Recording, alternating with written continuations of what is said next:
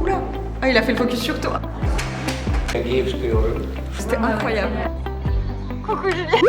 Hello, du coup on est invité par Rubix pour les 50 ans de la marque à venir pour une soirée un peu spéciale, donc on vous emmène avec nous.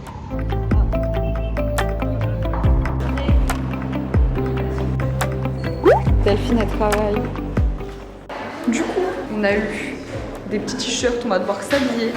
Et là, on attend la loge pour poser nos affaires. Et oula, ah, il a fait le focus sur toi.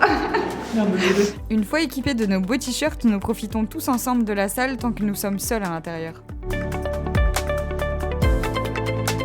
Il y avait évidemment des mosaïques, un photobooth, des cubes,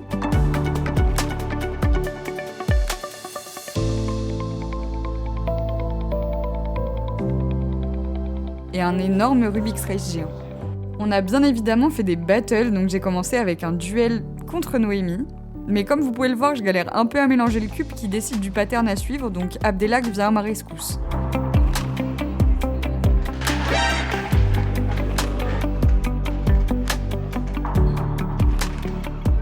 J'avoue, j'étais pas très douée. Elle a donc gagné ce match. On a ensuite enchaîné avec une autre battle, cette fois-ci c'est Noémie contre Abdelak. Et c'est finalement Abdelak qui gagne son match. On a continué la soirée en prenant quelques photos pour avoir encore plus de souvenirs. Une fois la majorité des invités arrivés, on se dirige enfin vers la salle où se déroule la conférence avec Erno Rubik, l'inventeur du cube. Lors de la conférence, on a eu la chance d'assister à une interview d'Erno qui a pu répondre à pas mal de questions et personnellement, j'ai appris quelques stats assez sympas que je voulais vous partager. La première est que le cube s'est vendu à environ 450 millions d'exemplaires et plus du double si on compte les autres marques de cubes, ce qui veut dire qu'une personne sur 7 a déjà possédé un cube dans sa vie. La seconde est que le cube le plus cher du monde vaut 2,5 millions de dollars et il a été offert à Erno pour les 40 ans de l'invention. La troisième est que le cube est dans le top 5 des ventes de jouets en France derrière la licence Pokémon, la Bonne Paye et le Monopoly. Et enfin, la dernière est que moins de 6% de la population mondiale sait résoudre un cube. Par la suite, le chorégraphe de l'ouverture des JO, Sadek Beraba, nous a fait l'honneur de nous présenter un bout de son spectacle Murmuration. Honnêtement, je vous avoue, j'ai adoré.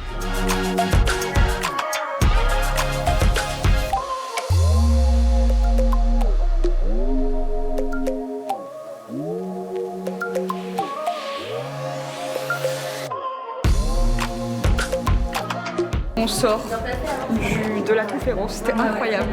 À la fin, on a eu la chance de voir une troupe de danse qui s'inspire du cube pour faire des mouvements de bras, etc. J'ai lâché une larmichette. Je ne m'attendais pas à lâcher une larmichette. C'était incroyable. C'était trop beau, vraiment trop beau. On a dû résoudre je ne sais combien de cubes pour aider Delphine à faire sa mosaïque et comme vous pouvez vous en douter, j'ai jamais résolu autant de cubes de toute ma vie donc j'avais vraiment très mal aux doigts. Mais bon, on était assez nombreux donc ça allait un peu plus vite. On n'est pas encore morts les gars, tout va bien. Mais c'était vraiment long. A few moments later. Même très long. On a finalement réussi à résoudre le nombre de cubes nécessaires à Delphine pour finir la mosaïque et franchement, au vu du résultat, ça en valait la peine.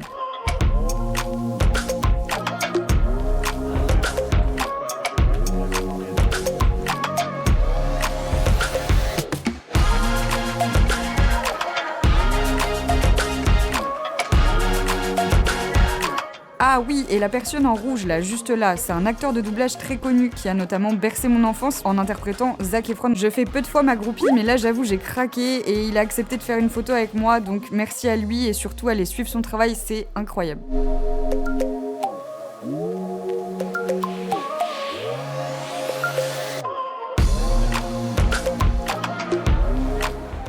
Je viens de sortir, c'était trop cool, vraiment trop bien.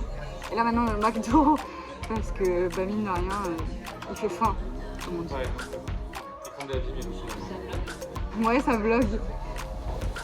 Coucou Juliette. Waouh. C'est une tradition de plus réussie. Merci à vous tous. Et c'est ainsi que se termine ce vlog sur cette soirée incroyable. Encore merci à Speedmaster pour l'invitation et je vous laisse avec quelques photos de la soirée. On se retrouve bientôt pour plus de contenu cube. Salut!